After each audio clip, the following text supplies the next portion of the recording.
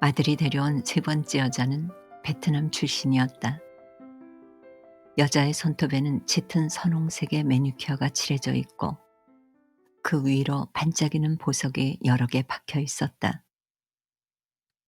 혜선은 불안한 눈빛으로 여자의 손톱을 쳐다보았다. 손톱을 칠하지 않으면 빨가벗은 것 같다니까 어떡해. 엄마가 좀 이해해줘요. 아들은 혜선의 손을 잡고 달래듯 말했다. 너무 화려하지 않니? 남의 집 드나들 사람이. 두 번째 아주머니는 음흉하고 어두워서 싫다 하셨잖아요, 어머니. 아들은 이 상황에 대한 혜선의 책임을 환기시키려는 듯 매몰찼다. 그 이야기라면 더 이상 하고 싶지 않다. 혜선은 아들의 시선을 피해 얼굴을 돌렸다. 살아온 경험과 몸에 축적된 이해감을 간단히 무시할 수는 없는 노릇이었다.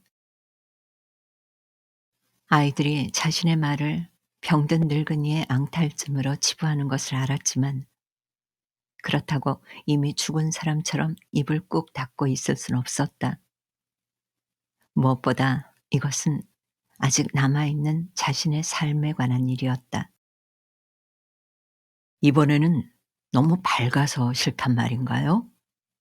환자는 나야. 함께 지내야 하는 사람도 나고. 어머니, 아버지 생각도 하셔야죠. 저희들 생각은 왜 안 하시나요? 아들은 그 말을 끝으로 횡하니 제 집으로 떠났다. 세 번째 여자는 밝고 싹싹했다. 중학생 아들을 혼자 키우며 사는 씩씩한 여자이기도 했다. 화학약품 알레르기 때문에 10년을 일했던 네일숍을 그만두고 전업을 준비하는 중이라고 여자는 말했다. 여자는 연신 관절이 비틀어진 오른쪽 검지와 약지를 왼손으로 꾹꾹 눌렀다. 매니큐어가 지워진 여자의 손은 나이에 비해 험했다. 콧소리가 많이 섞인 베트남 악센트의 영어는 알아듣기 쉽지 않았지만 여자의 손은 많은 것을 말했다. 여자의 손끝은 다부졌다. 여자는 제 집으로 돌아가기 전 뜨거운 수건을 몇 개씩 갈아가며 혜선의 발을 닦아주었다. 자신의 허벅지에 혜선의 발을 올려놓고 부드러운 크림을 발라가며 종아리를 밀듯 닦아내듯 위아래로 문질렀다. 밤마다 아리던 종아리 속 깊은 근육에도 그녀의 손끝은 정확히 가닿았다. 발바닥의 어느 부분을 한동안 꾹 누르고 있으면 전류가 흐르듯 등까지 따뜻해졌다. 혜선은 오랫동안 잊고 있던 편안하고 관능적인 손길 아래서 짧고 깊은 단잠에 빠지곤 했다.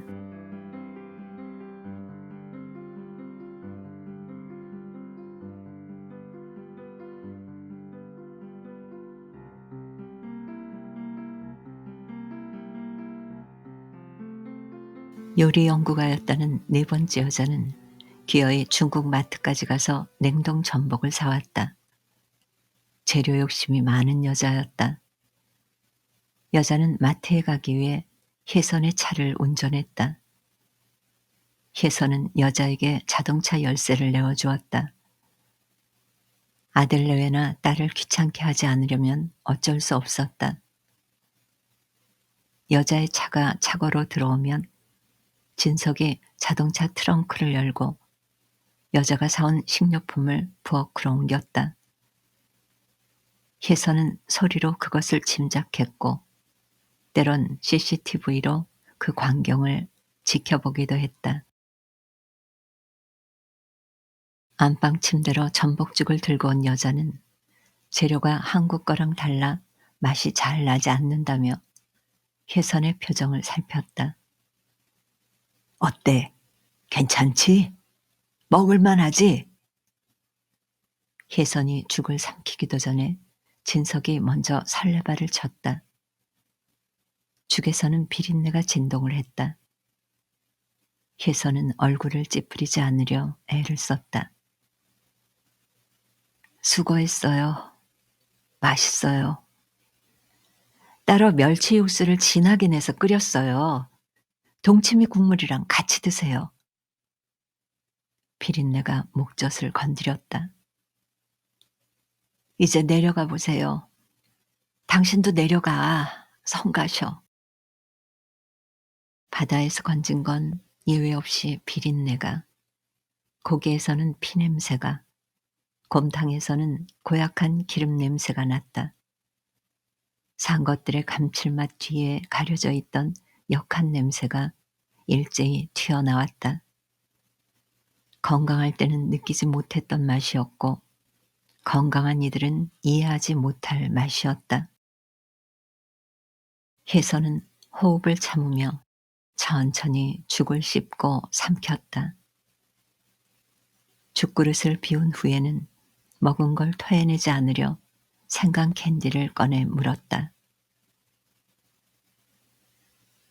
진석이 빈 그릇을 아래로 가져다 놓고 돌아왔다. 몇 걸음이라도 같이 걷자고 혜선을 일으켜 세웠다.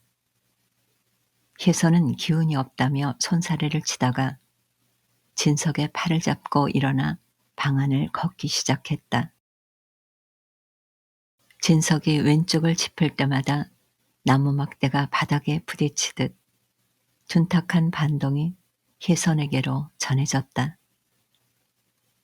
혜선은 진석의 발을 쓰다듬었다. 건장했던 진석의 몸은 전체가 균등하게 쪼그라들었다. 50년을 함께 살았는데 남편의 늙은 몸이 생경했다. 의심 없이 기대고 산 지난 시간들을 되새기다 보면 늙는다는 것이 갑자기 들이닥친 사고 같았다. 사장님, 식사 준비 다 됐어요. 여자가 노크를 했다. 내려가서 저녁 먹어요. 혜선은 걸음을 멈추고 말했다. 당신 좋아하는 거 할 시간이네. 진석이 라디오 채널을 클래식으로 맞춰두고 마치 멀리 떠나는 사람처럼 혜선의 뺨을 손으로 어루만지더니 방을 나갔다. 음악 사이사이 여자의 웃음소리가 섞여들었다. 웃음소리는 사각사각 신경을 긁었다. 진석과 여자는 혜선의 방 바로 아래서 저녁 식사를 하고 있었다. 2층과 1층 사이의 간극이 혜선을 천리 밖으로 밀어냈다. 혜선은 밀려나지 않으려 음악에 집중했다. 하지만 어느새 음악을 놓치고 여자의 목소리를 찾고 있었다. 라디오의 볼륨을 더 높이고 눈을 감았다. 지금 몇 시간이야? 5살 딸아이의 질문이 또 떠올랐다. 어린 딸을 안고 계단을 콩콩 오르내리던 거짓말처럼 젊고 바빴던 그녀도 떠올랐다.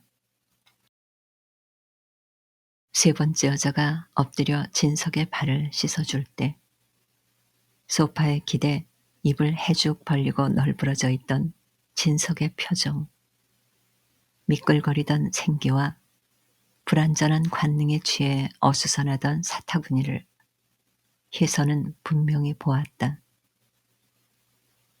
여자는 진석의 가랑이 사이에서 고개를 숙이고 발가락 하나하나의 관절을 손가락으로 비비고 혀로 할 듯 발바닥을 쓸었다. 그때 진석은 눈을 감고 있었던가? 그의 다친 눈 속에는 뭐가 있었을까?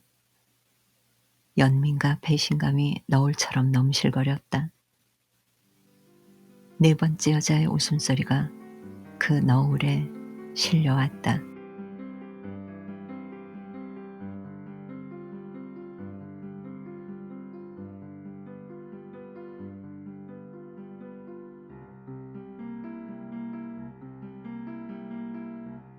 아들은 지낼 때가 마땅치 않다는 네 번째 여자에게 오히려 잘 됐다며 지하에 욕실 딸린 방을 내주었다. 밤늦게라도 필요한 일이 있으면 언제든 돕겠다는 여자는 혜선이 보기에도 믿음직한 구석이 있었다. 하지만 혜선이 더 이상 토를 달 수 없었던 것은 그 여자가 흡족해서는 아니었다. 세 번째 여자를 보내며 벌어진 소동에 다들 얼마간 마음이 닫혀 있었고, 혜선이 더 이상 까다롭게 굴다간 아들도 딸도 모두 멀어져 버릴 것만 같아 조바심이 났다. 엄마가 그 여자에게 물을 뿌린 건 고소를 해도 할 말이 없는 거야. 딸은 혜선의 행동이 얼마나 위험한 짓이었는지 두고두고 말했다. 이런 엄마가 너무 낯설어 제 엄마 같지 않다는 말도 했다. 자식에게 그런 말을 듣고 있는 혜선도 스스로가 낯설었다. 혜선은 그날 마시다만 컵의 물을 진석과 여자에게 뿌렸다. 할 수만 있다면 한 동이의 물이라도 쏟아붓고 싶었다. 혜선은 그 길로 2층 안방으로 올라가 옷장 이불 사이로 팔을 휘저어가며 보석 주머니를 찾았다. 새파랗게 젊은 여자가 다 늙은 남자를 구워 삶을 땐 재물 말고 다른 동기가 뭐가 있을까? 그나마 있는 거 다 퍼주고 나면 저 어리숙한 늙은이 혼자 어떻게 살까? 딸보다도 더 어린 년을. 혜선의 앙담은 이빨 사이로 신음이 흘러나왔다. 혜선은 이불더미에서 찾아낸 보석 주머니를 바닥에 탈탈 털었다. 이제는 헐거워져 끼지 못하는 것들이었지만 젊었을 때는 아까워 보기만 했던 것들이었다. 결혼 반지와 웨딩 밴드는 그대로였다. 친정어머니가 물려준 바둑알 만한 산호 목걸이도 있었다. 나머지는 보석이랄 것도 없는 액세서리들이 대부분이었다. 그러다가 사파이어 반지를 떠올렸다. 딸 셀리를 낳고 만들었던 셀리의 탄생석. 바닷속 같은 푸른 사파이어에 사각 다이아몬드가 촘촘히 박혀있던 반지였다. 그 반지가 감쪽같이 사라졌다. 혜선은 자신의 예감이 틀리지 않았다는 쾌감과 닥쳐올 일에 대한 불길함을 동시에 느꼈다. 아무래도 치매가 온 것 같다. 네 아버지 말이야. 소동을 듣고 아들은 한 걸음에 달려왔다. 어머니, 정말 노망이라도 나셨어요? 요즘 네 아버지가 이상해. 발 마사지는 제가 부탁한 거예요. 발에 자극을 주면 아버지 회복에 도움이 되지 않겠어요? 요즘 부쩍 마비가 더 심해진 거 안 보이세요? 치매 검사를 해봐라. 아버지의 인지에는 아무런 이상이 없어요. 제가 의사예요. 사파이어 반지가 없어졌어. 그걸 여자에게 줬지 싶다. 그걸 준 이유야 짐작이 간다만 입에 담고 싶지 않다. 치매가 아니라면 네 아버지가 미친 거야? 사파이어 반지요? 엄마에게 그런 게 있었어요? 오래되긴 했지만 멀쩡한 반지야. 글쎄요. 감 나가는 폐물은 이민 초기에 다 팔아치웠다고 하지 않았던가요? 그건 팔지 않았다.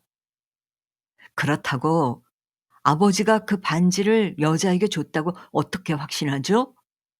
어머니가 기억을 못하고 계실 수도 있는 거잖아요.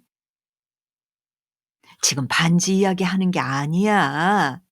네 아버지 건강에 대한 이야기다. 어머니, 이렇게 아버지 몰아붙이시면 정말 나빠질 수도 있어요. 돈도 많이 없앤 눈치야. 얼마 있지도 않은 재산을 그렇게 탕진하고 나면 그게 다 네 짐이 될 거야. 나야 가면 그만이지만 신경 안정제는 챙겨 드시고 계시죠? 난 우울하지 않아. 생각이 많을 뿐이지. 자신도 사파이어 반지를 본 적이 없다는 딸은 정 그렇게 의심이 되면 경찰에 신고를 해 주겠냐고 오히려 되물었다. 진석이 절대로 그럴 리 없다는 전제가 깔린 말이었다. 딸은 결국 울음을 터뜨렸다. 딸의 울음을 보자 그토록 확고했던 사파이어 반지에 대한 기억이 뿌옇게 흔들렸다. 세 번째 여자가 떠나고 한동안 사람을 구하지 못했다. 딸은 뉴욕에서 온라인으로 시애틀의 음식점에 배달을 시켜 진석의 끼니를 챙겼고, 며느리는 죽상으로 일주일에 한두 번 집에 들러 가져온 식료품을 냉장고에 넣고 문을 탁 소리나게 닫았다. 이 사람도 싫다, 저 사람도 싫다 하시면 두 분 다 요양병원에 들어가는 수밖에 없어요. 알렉스도 요즘 말이 아니에요. 매일 술을 마셔요. 애들도 슬금슬금 아빠 눈치를 봐요. 불쌍한 내 아이들. 알렉스가 어떤 사람인가요? 그건 어머니가 더 잘 알지 않나요? 그에게는 가족이 전부예요. 그런데 지금 집안 꼴 좀 보세요. 엊그제 아버님은 6시간이나 걸어서 옛날에 살던 도시로 가 길을 잃었어요. 지쳐서 벤치에서 잠이 들었다고요. 경찰한테 그 전화를 받고 알렉스가 그러니 치매가 온 거라고 몇 번을 말했니? 그건 치매의 흔한 증세야. 알만한 애가 왜 그래? 알렉스는 아버님이 쇼크 상태라고 하더군요. 내가 아버지한테 못할 짓이라도 한 듯 말하는구나. 그 여자는 자격증을 가진 발 마사지사예요. 손발을 만지는 게 그 사람 직업이라고요. 며느리의 얼굴에는 짜증과 실망이 숨김없이 드러났다. 이제 그녀에게 혜선은 그런 것들을 굳이 숨길 필요가 없는 존재가 된 것이었다. 며느리는 곧 경멸과 무시를 노골적으로 드러낼 태세였다. 그것만은 겪고 싶지 않았다. 혜선은 방으로 돌아와 문을 꼭 닫아 걸었다. 백인 며느리를 얻게 되었다고 했을 때 혜선을 애석하게 바라보던 친구들도 있었다. 하지만 혜선은 정말 괜찮았다. 며느리와 쓸데없는 기싸움을 하지 않아도 되니 더 좋다고 농담처럼 말하기도 했다. 크게 보태주진 않았지만 짐을 지운 적도 없었다. 혈육처럼 애틋하다고 말할 수는 없지만 남이라고 여겨본 적도 없었다. 자신의 고단함을 훈장처럼 흔들며 그들에게 보상을 요구한 적도 없었다. 혜선은 지금껏 자신의 방식으로 살아냈듯 남은 시간을 자신이 알고 있는 안전한 방식으로 견뎌내고 싶었을 뿐이었다. 어쩌다가 여기까지 와버린 걸까? 그 누구도 위협하고 싶지 않았는데 어느새 모두를 위협하는 사람이 되어버린 것인가? 혜선은 정신이 나간 사람처럼 한동안 방안을 서성였다.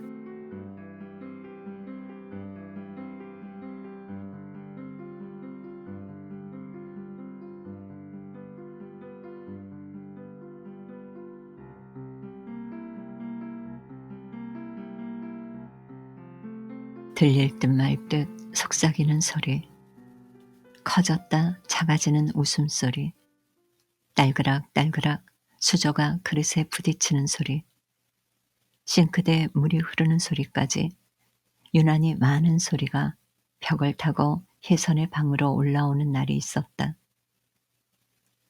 그런 날이면 혜선은 전화기를 켜서 화면 속 그들을 지켜봤다. 진석이 밥을 먹는 식탁에 여자는 보이지 않았지만 그의 시선이 닿는 곳에 여자가 있을 것이었다. 여자가 테이블에 국그릇을 가져다 놓고 맞은편에 앉았다. 그릇 속에는 붉은 고기 국물이 가득했다. 진석의 말에 여자가 고개를 젖히고 깔깔 웃었다. 페로몬을 뿜어내는 과잉된 몸짓과 웃음. 그는 혜선의 식탁에서 그러했듯 부지런히 젓가락질을 하며 여자의 수고에 답했다. 나물을 집어먹고 국을 떠먹었다. 찬사도 아끼지 않을 것이었다. 여자는 이미 반쯤 먹어버린 가자미를 뒤집어 가시를 발랐다. 발라낸 생선살을 진석의 입으로 가져갔다. 이제 진석은 위층에 누워있는 혜선을 완전히 잊어버린 듯했다. 혜선은 소리라도 질러 자신의 존재를 알리고 싶은 충동을 느꼈다. 진석이 다른 여자가 만든 음식을 저렇게 잘 먹는 것이 이상했다. 둘은 이전부터 이미 아는 사이가 아니었을까. 혜선이 잠든 사이 진석은 조용조용 계단을 밟고 지하로 내려가 숨겨둔 사파이어 반지를 받치고 저 포동포동하고 탄력 있는 젖가슴에 얼굴을 묻은 건 아닐까. 신경 안정제를 삼키고 잠든 날은 모든 것이 캄캄해졌는데 혜선이 잠든 사이 어떤 일이 일어나도 알 수가 없었을 것인데 혜선은 폭주하는 상상을 멈출 수 없었다. 한편에서는 망상이라고 스스로를 꾸짖고 한편으로는 이 모든 것이 너무 완벽하게 들어맞는다고 부추겼다. 혜선은 생각을 멈추기 위해 머리를 흔들어 보지만 오히려 생각은 혜선의 머리를 벗어나 목을 조여왔다. 혜선은 분열을 견딜 수가 없었다.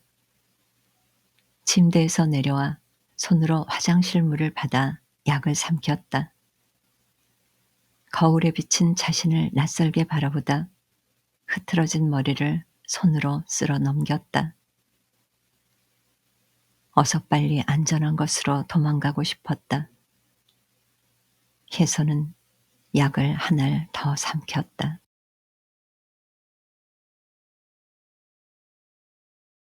혜선이 10시가 넘어 잠에서 깨어났다.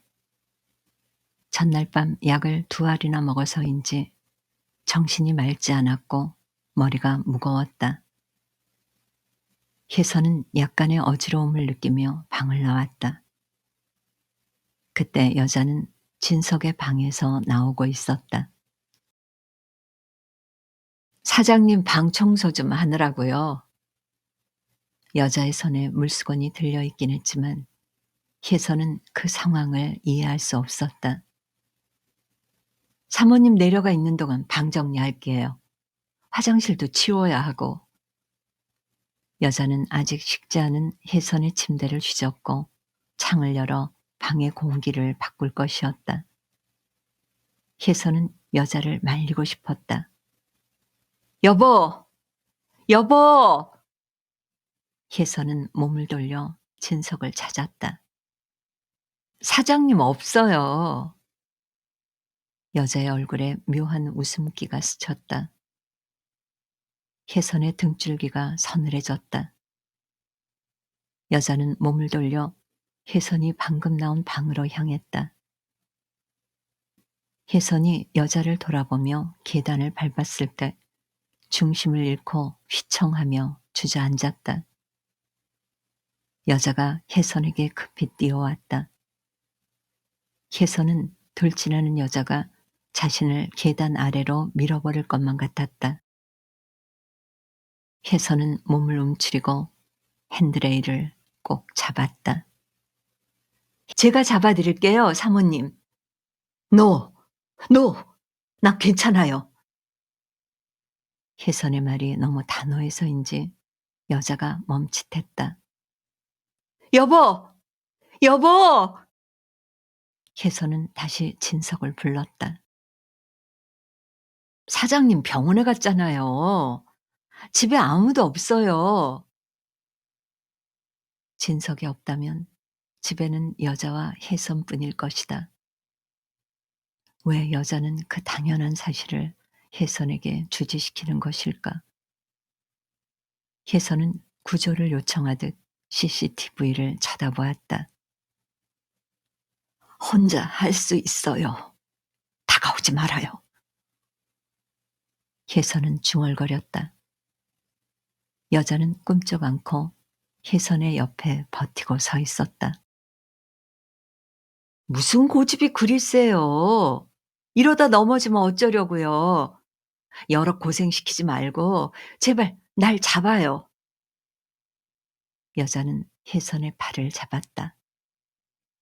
이러지 마. 저리 비켜. Don't touch me. 오케이? Don't touch me. 혜선이 소리를 지르며 거칠게 몸을 흔들었다. 혜선의 기세에 여자가 몇 계단을 뒷걸음질 치더니 그대로 뒤로 고꾸라졌다. 비명과 동시에 계단이 무너질 듯 울렸다. 혜선이 고개를 들어보니 여자는 현관 신발 옆에 널브러져 있었다. 혜선은 계단을 내려와 여자에게 몇 걸음 다가갔다. 여자는 얼굴을 찡그리고 얕은 신음소리를 냈다. 피가 나거나 하지는 않았다. 혜선은 다가가지도 물러서지도 못하고 여자를 쳐다보다가 잠옷주머니에서 전화기를 꺼냈다. 발이 부들부들 떨렸다.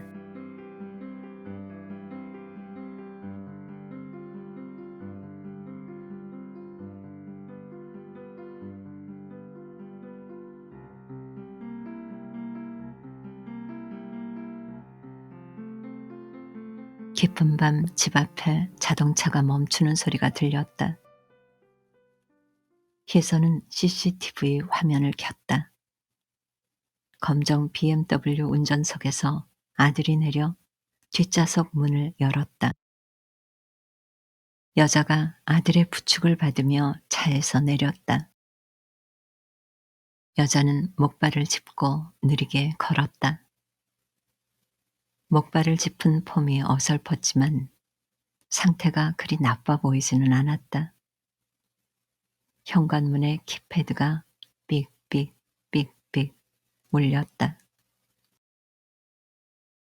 혜선은 전화기를 끄고 진석의 옆에 누웠다. 둘이 나란히 누운 게 얼마만인가. 혜선이 많이 놀랐을 거라며 진석은 저녁 내내 혜선의 방을 떠나지 않았다. 진석은 늦은 밤까지 혜선이 잠이 들기를 기다리다 침대 끝에 몸을 누이더니 먼저 잠이 들어버렸다. 혜선은 돌아누운 그의 등에 가만히 손을 올렸다. 진석이 잠결에 몸을 돌려 혜선을 팔로 감았다. 혜선의 얼굴이 그의 가슴에 닿았다. 그의 심장 소리가 쩡쩡 혜선의 귀에 울렸다. 여보, 여보, 지금 몇 시나 됐을까? 밤이 아주 깊은 것 같은데. 혜선은 들릴 듯 말 듯 진석을 부르다 입을 크게 벌리고 하품을 했다. 자동차가 아득히 멀어지는 소리가 들렸다. 혜선은 눈을 꼭 감았다.